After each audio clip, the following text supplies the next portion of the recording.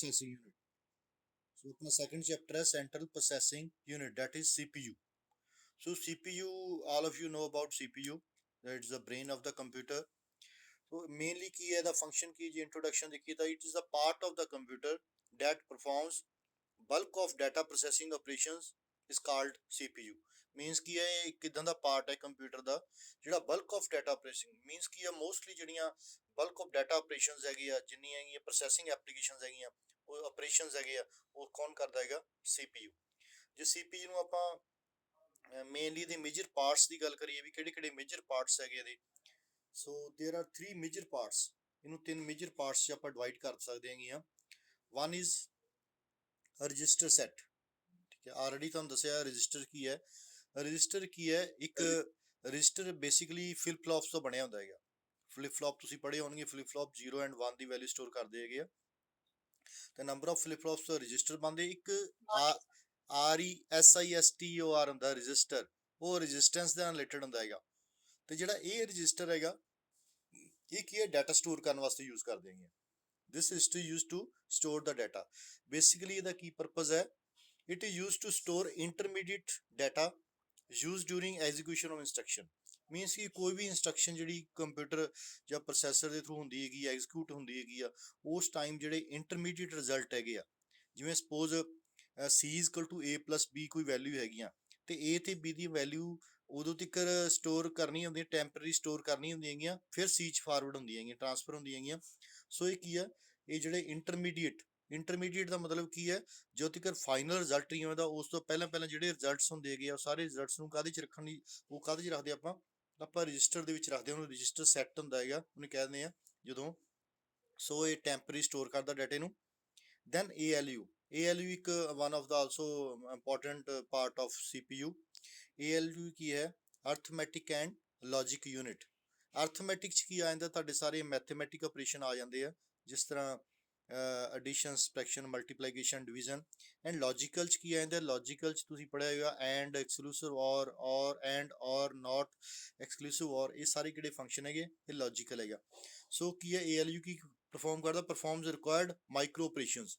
Micro operations ਕੀ ਆ? ਜਿਵੇਂ ਐਡ ਕਰਨਾ, ਸਬਟ੍ਰੈਕਟ ਕਰਨਾ, multiplication, and then and, or, and, ਇਹ ਸਾਰੇ ਲੌਜੀਕਲ ਆਪਰੇਸ਼ਨ ਹੈ. ਇਹ ਸਾਰੇ ਆਪਰੇਸ਼ਨ ਕਰਨ ਲਈ ਆਪਾਂ ਯੂਜ਼ ALU ਇਹ ਕੰਮ ਕਰਦਾ ਹੈਗਾ, ਇਹਨਾਂ ਨੂੰ ਪਰਫਾਰਮ ਕਰਦਾ require. Then third part is control unit. Control unit ਦਾ ਕੀ ਕੰਮ ਹੈ? ਇਹ ਸੁਪਰਵਿਜ਼ਨ ਦਾ ਕੰਮ ਕਰਦਾ. ਕੀ ਕਰਦਾ ਹੈਗਾ? ਇਹ ਸੁਪਰਵਾਈਜ਼ਰ ਦਾ ਕੰਮ ਕਰਦਾ ਕੰਟਰੋਲ ਯੂਨਿਟ. ਤੁਸੀਂ ਕੋਈ ਦੇਖਿਆ ਹੋਵੇ, ਆਪਾਂ ਕਦੇ ਵੀ ਆਪਾਂ ਨਾਰਮਲੀ ਵੀ ਟਾਸਕ ਪਰਫਾਰਮ ਕਰਦੇ ਹੈਗੇ ਆ, ਤਾਂ ਕੋਈ ਨਾ ਕੋਈ ਉੱਥੇ ਕੰਟਰੋਲ ਰੱਖਣਾ ਪੈਂਦਾ ਵੀ ਉਹ ਸਹੀ ਕੰਮ ਹੋ ਰਿਹਾ ਕਿ ਨਹੀਂ. ਸਿਮਿਲਰਲੀ ਕੀ ਹੈ ਇਹਦਾ ਕੰਪਿਊਟਰ ਕੀ ਹੈ, ਜਾਂ CPU ਦੇ ਵਿੱਚ ਕੰਟਰੋਲ ਯੂਨਿਟ ਹੈ. It supervises transfer of the information among registers. Means ਕਿ ਡਿਫਰੈਂਟ ਰਜਿਸਟਰ ਦੇ ਵਿੱਚ ਜਿਹੜੀ ਇਨਫੋਰਮੇਸ਼ਨ ਪਾਸ ਹੁੰਦੀ ਹੈਗੀ, ਟ੍ਰਾਂਸਫਰ ਹੁੰਦੀ ਹੈਗੀ ਆ.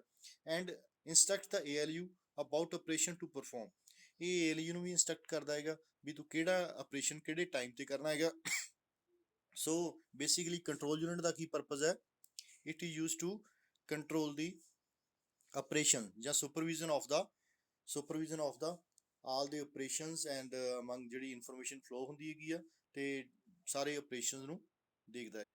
ਸੋ block diagram of major components of CPU ਨੂੰ ਜੇ ਸ਼ੋ ਕਰਨਾ ਹੈਗਾ ਤਾਂ we can show this like this is your register set,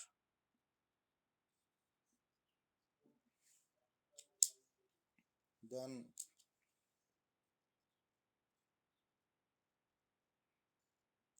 ALU ਇਹਨੂੰ ਆਪਾਂ ਸ਼ੋ ਕੀਤਾ ਹੈਗਾ. ਕਮਿਊਨੀਕੇਸ਼ਨ ਹੁੰਦੀ ਹੈਗੀ ਆ.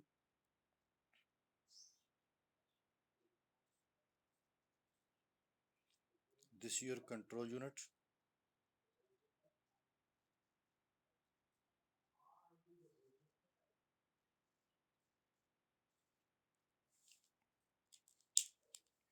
ਸੋ ਇਹ ਜਿਹੜਾ ਪੋਰਸ਼ਨ ਹੈ ਸਾਰਾ, this one,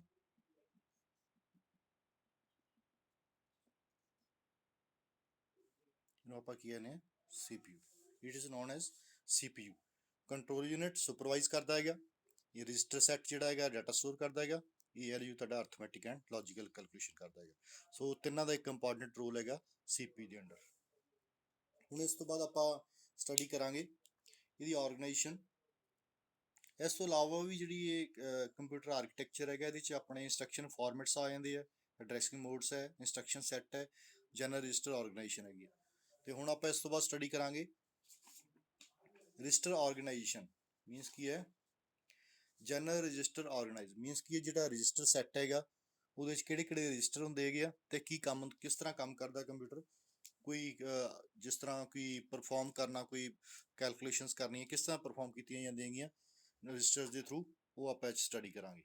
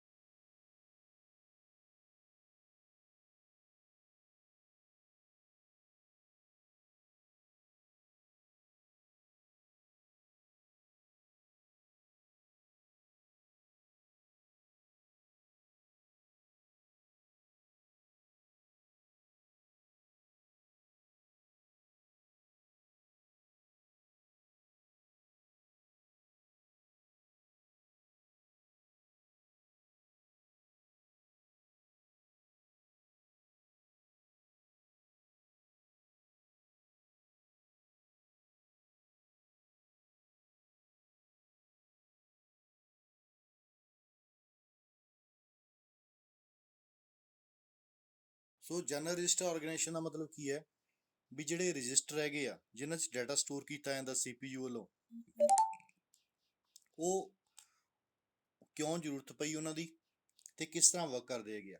ਨਾਰਮਲੀ ਕੀ ਹੈ, ਇੱਕ ਮੈਮਰੀ ਲੋਕੇਸ਼ਨਸ ਹੁੰਦੀਆਂ ਹੈਗੀਆਂ ਜਿਹੜੀਆਂ ਕਿ ਮੈਮਰੀ ਲੋਕੇਸ਼ਨਸ, ਮੈਮਰੀ ਐਡਰੈਸਿਸ ਜਾਂ ਮੈਮਰੀ ਲੋਕੇਸ਼ਨਸ ਹੈਗੀਆਂ, ਉਹ ਕਾਹਦੇ ਵਾਸਤੇ ਯੂਜ਼ ਕਰਦੇ ਆ? ਉਹਦੇ 'ਚ ਆਪਾਂ ਸਟੋਰ ਕਰ ਸਕਦੇ ਹੈਗੇ ਪੁਆਇੰਟਰ ਸਟੋਰ ਕਰ ਸਕਦੇ ਹੈਗੇ, ਟੈਂਪਰੇਰੀ ਰਿਜ਼ਲਟਸ, ਦੈਨ ਪਾਰਸ਼ੀਅਲ ਪ੍ਰੋਡਕਟਸ, ਜਿਵੇਂ ਮਲਟੀਪਲੀਕੇਸ਼ਨ ਹੋਈ ਪੂਰੀ ਤਰ੍ਹਾਂ ਨਹੀਂ ਹੁੰਦੀ ਹੈਗੀ, ਪ੍ਰੋਡਕਟਸ ਡਿਊਰਿੰਗ ਮਲਟੀਪਲੀਕੇਸ਼ਨ।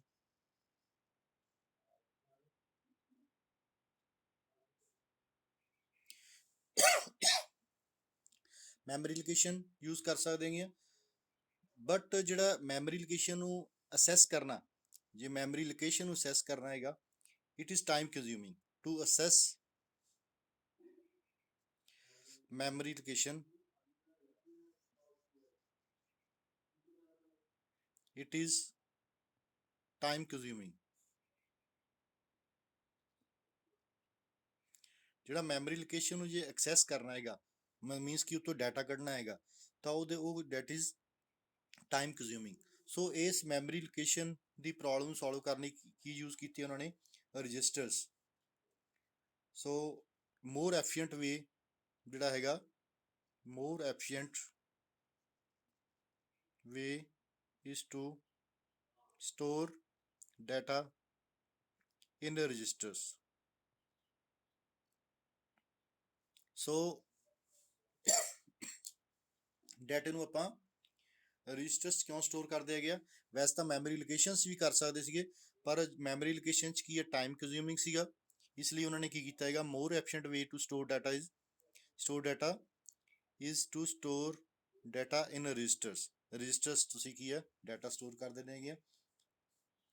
ਤੇ ਜਿਹੜੇ ਰਜਿਸਟਰਸ ਹੈਗੇ ਆ ਉਹ ਕਮਿਊਨੀਕੇਟ ਕਰਦੇ ਇੱਕ ਦੂਜੇ ਦੇ ਨਾਲ, ਤੇ ਨਾਲੇ ਦੂਸਰੇ ਵੇਰੀਅਸ ਆਪਰੇਸ਼ਨਸ ਕਰਦੇ ਹੈਗੇ। ਰਜਿਸਟਰਸ ਕੀ ਆ, these can communicate with each other, ਇੱਕ ਦੂਜੇ ਨਾਲ ਕਮਿਊਨੀਕੇਟ ਕਰ ਸਕਦੇ ਹੈਗੇ ਆ। ਹੁਣ ਆਪਾਂ ਇੱਕ ਡਾਇਗਰਾਮ ਸਟੱਡੀ ਕਰਾਂਗੇ, ਜਿਹੜੀ ਡਾਇਗਰਾਮ ਹੈਗੀ ਆ ਉਹ 7 CPU ਰਜਿਸਟਰਸ ਤੋਂ ਬਣੀ ਹੋਊਗੀ। 7 CPU ਰਜਿਸਟਰ ਸੈੱਟ ਹੈ।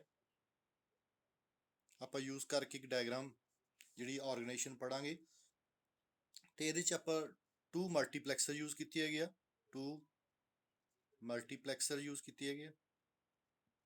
there will be 2 multiplexers, then selections lines ਹੋਣਗੀਆਂ ਇਹਦੇ 'ਚ, ਤੇ 7 CPU ਰਜਿਸਟਰਸ ਹੈਗੇ ਆ, 2 ਮਲਟੀਪਲੈਕਸਰ ਯੂਜ਼ ਕੀਤੇ ਹੋਏ ਹੈਗੇ ਆ, ਅਰਥਮੈਟਿਕ ਲੌਜੀਕਲ ਯੂਨਿਟ ਯੂਜ਼ ਕੀਤਾ ਹੋਏਗਾ ਚ, ਤੇ ਇੱਕ ਡਿਕੋਡਰ ਯੂਜ਼ ਕੀਤਾ ਹੋਏਗਾ। Decoder 3x8 decoder to select multiple lines. So ਇੱਕ 'ਚ ਬੱਸ ਯੂਜ਼ ਕਰਾਂਗੇ, bus A and bus B, bus A and bus B, 2 buses H use ਹੋਣਗੀਆਂ।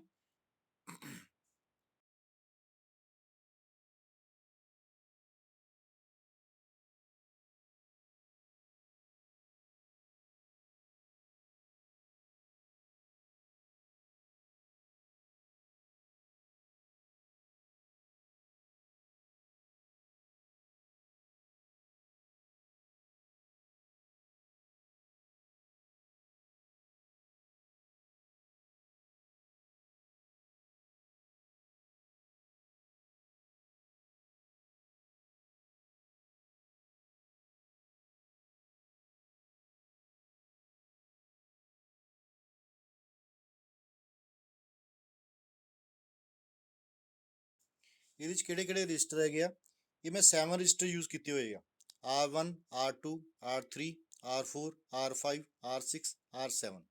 these are the 7 ਰਜਿਸਟਰਸ ਜਿਹੜੇ ਮੈਂ ਰਜਿਸਟਰਾਂ ਦੀ ਗੱਲ ਕਰ ਰਹੇ ਹਾਂ ਕਿਸੇ ਵੀ ਆਪਰੇਸ਼ਨ 'ਚ ਟੈਂਪਰੇਰੀ ਡਾਟਾ ਸਟੋਰ ਕਰਨ ਵਾਸਤੇ। then these are connected to 2 multiplexers, ਇਹ ਮਲਟੀਪਲੈਕਸਰ ਆ, ਮਲਟੀਪਲੈਕਸਰ, this is also multiplexer, ਠੀਕ ਹੈ। ਇਹ ਮਲਟੀਪਲੈਕਸਰ ਜਿਹੜੇ ਹੈਗੇ ਹਰੇਕ ਰਜਿਸਟਰ ਨਾਲ ਅਟੈਚਡ ਹੈਗੇ ਆ, 7 ਲਾਈਨਾਂ, ਜਿਵੇਂ ਕੀ ਆ, ਇਹ ਪਹਿਲਾਂ ਇਧਰੋਂ ਇੱਥੇ ਅਟੈਚਡ ਆ, ਫਿਰ ਇੱਥੇ ਅਟੈਚਡ ਆ, ਇਹ ਵਾਲਾ ਇੱਥੇ, ਦੈਨ ਮੀਨਸ ਕੀ ਆ, ਜਿਹੜਾ ਇਹ ਮਲਟੀਪਲੈਕਸਰ ਵੀ 7 ਦੇ ਨਾਲ ਅਟੈਚਡ ਆ, ਤੇ ਇਹ ਮਲਟੀਪਲੈਕਸਰ ਵੀ 7 ਦੇ ਨਾਲ ਅਟੈਚਡ ਆ। ਇੱਕ ਜਿਹੜੀ 8th ਯੂਜ਼ ਕੀਤੀ ਹੋਈ ਆ ਉਹ ਇਨਪੁਟ ਲਈ ਹੈਗੀ ਆ। ਮੈਂ ਇੱਕ 7 ਤਾਂ ਸਾਰੇ ਕਨੈਕਟਡ ਹੋ ਗਏ, ਤੇ 8 ਦੇ ਨਾਲ ਕੀ ਆ, ਇਨਪੁਟ ਯੂਜ਼ ਕੀਤੀ ਹੋਈ ਹੈਗੀ ਆ। ਦੈਨ 2 ਬੱਸਿਸ ਹੈਗੀਆਂ, ਬੱਸ A ਤੇ ਐਂਡ ਬੱਸ B ਬੱਸ। ਜੇ ਤੁਸੀਂ ਮਲਟੀਪਲੈਕਸਰ 'ਚ ਇਹ ਸਿਲੈਕਟ ਕਰਨਾ, ਸਿਲੈਕਟ A, ਇਹ ਸਿਲੈਕਟ B, ਮੀਨਸ ਕਿ ਜੇ A ਬੱਸ ਨੂੰ ਸਿਲੈਕਟ ਕਰਨਾ ਤਾਂ ਉਹਦੇ ਲਈ ਕੀ ਆ, ਇੱਥੇ ਵੈਲਿਊ ਦਿੱਤੀ ਜਾਂਦੀਆਂ 0 0 1, ਜੋ ਵੀ ਵੈਲਿਊ ਦਿਓਗੇ ਉਹਦੇ ਅਕੋਰਡਿੰਗਲੀ ਉਹ ਰਜਿਸਟਰ ਸਿਲੈਕਟ ਹੋ ਜਾਊਗਾ, ਜਿਹੜਾ ਰਜਿਸਟਰ ਸਿਲੈਕਟ ਕਰਨਾ ਹੈਗਾ। ਤੇ ਸਿਲੈਕਟ B ਹੈਗਾ ਜਿਹੜਾ ਐਸ ਥਰੂ ਜਿਹੜਾ ਵੈਲਿਊ ਸਿਲੈਕਟ ਕਰਨੀ ਹੈ ਉਹਦੇ ਲਈ ਹੈਗਾ। And this is arithmetic logical unit ਜਿਹੜਾ ਹੈਗਾ ALU। ALU ਦੇ ਨਾਲ ਆਪਾਂ 5 ਸ਼ੋ ਕੀਤੇ ਹੋਏ ਆ 1 2 3 4 5 ਇੱਥੇ ਤੁਸੀਂ ਦੇਖਿਆ ਮੈਂ ਤਿੰਨ ਲਾਈਨਾਂ ਸ਼ੋ ਕੀਤੀਆਂ 3 ਇੱਥੇ 3 ਇੱਥੇ ਮਤਲਬ 3 ਇੱਥੇ ਗਿਆ ਇਹ 5 ਹੈ 5 ਕੀ ਰਿਪਰੈਜ਼ੈਂਟ ਕਰਦਾ ਹੈਗਾ ਇਹ ਆਪਰੇਸ਼ਨ ਨੂੰ ਰਿਪਰੈਜ਼ੈਂਟ ਕਰਦਾ ਹੈਗਾ ਆਪਰੇਸ਼ਨ ਕੀ ਹੈ ਤੁਸੀਂ ਰਜਿਸਟਰ A+B ਐਡ ਕਰਨੇ ਹੈਗੇ ਆ ਸਬਟ੍ਰੈਕਟ ਕਰਨੇ ਹੈਗੇ ਆ ਜਾਂ ਉਹਨਾਂ 'ਚ ਕੋਈ ਵੈਲਿਊ ਇਨਕਰੀਮੈਂਟ ਕਰਨੀ ਹੈ ਡਿਕਰੀਮੈਂਟ ਕਰਨੀ ਹੈਗੀ ਆ ਉਹਨੂੰ ਵੈਲਿਊ ਕਿੰਨੀਆਂ ਬਿਟਸ ਚਾਹੀਦੀਆਂ ਹੈਗੀਆਂ 5 ਬਿਟਸ ਉਹਦੇ ਵਾਸਤੇ ਹੈਗੀਆਂ ਦੈਨ ਸਿਲੈਕਟ D ਇੱਕ ਜਿਹੜੀ ਆਊਟਪੁੱਟ ਤੁਸੀਂ ਸਿਲੈਕਟ ਕਰਨੀ ਹੈ ਜਿਹੜੀ ਆਊਟਪੁੱਟ ਆਉਣੀ ਹੈਗੀ ਆ ਕਿਹੜੇ ਰਜਿਸਟਰ 'ਚ ਆਉਣੀ ਹੈਗੀ ਆ ਇਨਪੁੱਟ ਇਹਦੇ ਥਰੂ ਹੈਗੀ ਆ ਮਤਲਬ ਕੋਈ ਰਜਿਸਟਰ ਯੂਜ਼ ਕਰ ਸਕਦੇ ਆ ਤੇ ਆਊਟਪੁੱਟ ਲਈ ਇਹ ਰਜਿਸਟਰ ਯੂਜ਼ ਕੀਤਾ ਸਿਲੈਕਟ D A B ਤੇ ਸਿਲੈਕਟ D ਵੀ ਹੈਗਾ ਇਹ 'ਚ ਇਹ ਕੀ ਕਰਦੀ ਹੈਗੀ ਇਹਦੇ ਵੀ ਤਿੰਨ ਵੈਲਿਊਜ਼ ਹੈਗੀਆਂ ਇਹਨਾਂ 'ਚ ਕੋਈ ਵੀ ਆਊਟਪੁੱਟ ਸਿਲੈਕਟ ਕਰਨੀ ਹੈਗੀ ਆ ਸੋ ਤੇ ਇੱਥੋਂ ਆਊਟਪੁੱਟ ਆ ਜਾਂਦੀ ਮੀਨਸ ਕੀ ਹੈ ਇਨਪੁੱਟ ਦਿੱਤੀ ਜਾਂਦੀ ਹੈਗੀ ਆ ਅਰਥਮੈਟਿਕ ਐਂਡ ਲੌਜਿਕ ਯੂਨਿਟ ਉਸ ਤੇ ਕੀ ਕਰਦਾ ਹੈਗਾ ਜੋ ਵੀ ਆਪਰੇਸ਼ਨ ਕਰਨਾ ਉਹ ਕਰਦਾ ਹੈਗਾ ਤੇ ਆਊਟਪੁੱਟ ਆ ਜਾਂਦੀ ਹੈਗੀ ਆ ਆਊਟਪੁੱਟ ਕਿਹੜੇ ਰਜਿਸਟਰ 'ਚ ਦੇਣੀ ਹੈਗੀ ਆ ਉਹ ਇੱਥੋਂ ਜਾ ਕੇ ਸਿਲੈਕਟ ਹੁੰਦਾ ਹੈਗਾ ਸੋ ਬੇਸਿਕਲੀ ਕੀ ਹੈ ਇੱਕ ਕੰਟਰੋਲ ਵਰਡ ਬਣਦਾ ਹੈਗਾ ਕੰਟਰੋਲ ਵਰਡ ਬਣਦਾ ਇਹਦੇ ਨਾਲ ਕੰਟਰੋਲ ਵਰਡ ਦਾ ਮਤਲਬ ਕੀ ਹੈ ਇੱਕ ਤਾਂ ਹੁੰਦਾ ਹੈਗਾ ਇਹਦੇ 'ਚ ਕੀ ਹੈ ਜਿਵੇਂ ਹੁਣ ਇਹ ਆਪਰੇਸ਼ਨ ਦੀ ਐਗਜ਼ਾਮਪਲ ਦਿੱਤੀ ਆ R2 + R3 ਮਤਲਬ ਉਹ ਕਹਿੰਦਾ ਵੀ ਜਿਹੜੇ ਰਜਿਸਟਰ 2 ਦੇ ਵਿੱਚ ਕੰਟੈਂਟ ਹੈਗੇ ਆ ਤੇ ਰਜਿਸਟਰ 3 'ਚ ਕੰਟੈਂਟ ਹੈਗੇ ਆ ਉਹ ਆਪ 'ਚ ਐਡ ਹੋ ਜਾਣ ਆਪਰੇਸ਼ਨ ਐਡ ਹੈਗਾ ਦੋਨਾਂ ਦੀ ਵੈਲਿਊ ਐਡ ਹੋ ਕੇ ਰਜਿਸਟਰ 1 'ਚ ਆ ਜੇ ਠੀਕ ਹੈ ਸੋ ਪਹਿਲਾਂ ਕੀ ਆ ਬੇਸਿਕਲੀ ਕਰਦੇ ਕਿਸ ਤਰ੍ਹਾਂ ਹੈਗੇ R2 ਨੂੰ ਕਿਵੇਂ R2 ਰਜਿਸਟਰ ਨੂੰ ਕਿਵੇਂ ਐਕਸੈਸ ਕਰਨਾ ਹੈਗਾ R2 ਰਜਿਸਟਰ ਇੱਥੇ ਹੈਗਾ ਉਹ ਇਹ ਜਿਹੜੀ ਬੱਸ ਹੈਗੀ ਇਹਦੇ ਥਰੂ ਸਿਲੈਕਟ ਕੀਤਾ ਜਾਂਦਾ ਹੈਗਾ ਤੇ R3 ਹੈਗਾ ਉਹ ਮਤਲਬ ਕੀ ਹੈ ਦੋਵੇਂ ਅਲੱਗ-ਅਲੱਗ ਰਜਿਸਟਰ 'ਚ ਜਿਹੜੀਆਂ ਵੈਲਿਊ ਹੈਗੀਆਂ ਦੋ ਅਲੱਗ-ਅਲੱਗ A ਤੇ B ਦੇ ਥਰੂ ਸਿਲੈਕਟ ਕੀਤੀਆਂ ਜਾਂਦੀਆਂ ਹੈਗੀਆਂ ਜੋ ਦੋਨੋਂ 'ਚ ਸਿਲੈਕਟ ਹੋ ਜਾਂਦੀਆਂ ਹੈਗੀਆਂ ਉਸ ਤੋਂ ਬਾਅਦ ਡਾਟਾ ਇੱਥੇ ਆ ਜਾਂਦਾ ਹੈਗਾ A ਤੇ B ਦਾ ਉਸ ਤੋਂ ਬਾਅਦ ਆਪਰੇਸ਼ਨ ਹੁੰਦਾ ਆਪਰੇਸ਼ਨ ਕਿਹੜਾ ਹੁੰਦਾ ਹੈਗਾ ਐਡੀਸ਼ਨ ਮੀਨ R2 ਦੀ ਵੈਲਿਊ ਵੀ ਆ ਗਈ ਆਪਣੇ ਕੋਲ A ਬੱਸ 'ਚ ਆ ਗਈ R3 ਦੀ ਵੈਲਿਊ B ਬੱਸ ਦੇ ਥਰੂ ਆਪਣੇ ਕੋਲ ALU ਕੋਲ ਪਹੁੰਚ ਗਈ ਤੇ ਆਪਰੇਸ਼ਨ ਕਿਹੜਾ ਹੋਇਆ ਆਪਰੇਸ਼ਨ ਵਿੱਚ ਐਡੀਸ਼ਨ ਆਪਰੇਸ਼ਨ ਹੈ ਮੀਨਸ ਕੀ ਇਹਨਾਂ ਦੇ ਕੰਟੈਂਟ ਐਡ ਕਰਨੇ ਆ ਤੇ 5 ਬਿਟਸ ਕੀ ਆ ਆਪਰੇਸ਼ਨ ਦੀਆਂ ਹੋ ਜਾਣੀਆਂ ਹੈਗੀਆਂ ਉਸ ਤੋਂ ਬਾਅਦ ਕੀ ਹੈ ਇਹ ਜਿਹੜਾ ਡਾਟਾ ਜਿਹੜਾ ਐਡੀਸ਼ਨ ਹੋ ਜਾਂਦਾ ਹੈਗਾ R2 ਤੇ R3 ਦਾ ਉਹ ਸਟੋਰ ਕਿਹਦੇ 'ਚ ਹੋਣਾ ਹੈਗਾ R1 ਰਜਿਸਟਰ ਦੇ ਵਿੱਚ R1 'ਚ ਤੇ R1 ਕਿੱਥੋਂ ਸਿਲੈਕਟ ਕਰਨਾ ਸਿਲੈਕਟ D ਕਾਹਦੇ ਵਾਸਤੇ ਹੈਗਾ ਤੁਹਾਡਾ ਵੀ ਜਿਹੜੇ 'ਚ ਤੁਸੀਂ ਆਊਟਪੁੱਟ ਲੈ ਕੇ ਜਾਣੀ ਹੈਗੀ ਆ ਉਹ R1 ਸਿਲੈਕਟ ਕਰ ਦੂਗਾ ਤੇ ਤੁਹਾਡੀ ਆਊਟਪੁੱਟ ਆ ਜਾਏਗੀ ਸੋ ਕੀ ਹੈ ਜਿਹੜਾ ਕੰਟਰੋਲ ਵਰਡ ਇਹਦੇ ਵਾਸਤੇ ਬਣਿਆ ਕਿਉਂਕਿ ਕੰਪਿਊਟਰ 'ਚ ਐਦਾਂ ਕੋਈ ਅੰਡਰਸਟੈਂਡ ਨਹੀਂ ਕੰਪਿਊਟਰ 'ਚ ਹਰ ਚੀਜ਼ ਸਿਗਨਲ ਦੇ ਥਰੂ ਹੈ ਸਿਗਨਲ ਨੂੰ ਜਿਹੜੀ ਵੈਲਿਊ ਦੇ ਦੋਗੇ ਉਹਦੇ ਅਕੋਰਡਿੰਗ ਵਰਕ ਕਰੂਗਾ ਤਿੰਨ ਇਹਦੀਆਂ ਬਿਟਸ ਹੋ ਗਈਆਂ ਤਿੰਨ ਬਿਟਸ ਇਹਦੀਆਂ ਹੋ ਗਈਆਂ ਸਿਲੈਕਟ D ਦੀਆਂ 3 ਬਿਟਸ ਹੋ ਗਈਆਂ ਜਿਹੜਾ ਰਜਿਸਟਰ ਸਿਲੈਕਟ ਕਰਨਾ ਹੈਗਾ ਤੇ ਆਪਰੇਸ਼ਨ ਕੀ ਹੈ ਆਪਰੇਸ਼ਨ ਦੱਸੂਗਾ ਵੀ ਕਿਹੜਾ ਐਡੀਸ਼ਨ ਸਬਟ੍ਰੈਕਸ਼ਨ ਕਰਨਾ ਜਾਂ ਐਡੀਸ਼ਨ ਕਰਨੀ ਹੈਗੀ ਆ ਜਾਂ ਤੁਸੀਂ ਇਨਕਰੀਮੈਂਟ ਕਰਨੀ ਹੈਗੀ ਆ ਤੇ ਫਾਈਨਲ ਵੈਲਿਊ ਸੋ ਇਹ ਇੱਕ ਕੰਟਰੋਲ ਵਰਡ ਬਣਦਾ ਹੈਗਾ 3335 ਦੈਟ ਇਜ਼ 14 ਬਿਟਸ ਦਾ ਹੋ ਗਿਆ 14 ਬਿਟਸ ਚਾਹੀਦੀਆਂ ਹੈਗੀਆਂ ਜਿਹਦੇ ਨਾਲ ਕੀ ਹੈ ਤੁਹਾਡਾ ਇਹ ਸਾਰਾ ਆਪਰੇਸ਼ਨ ਕੰਪਲੀਟ ਹੋ ਜਾਊਗਾ ਤੇ ਆਊਟਪੁੱਟ ਆ ਜਾਏਗੀ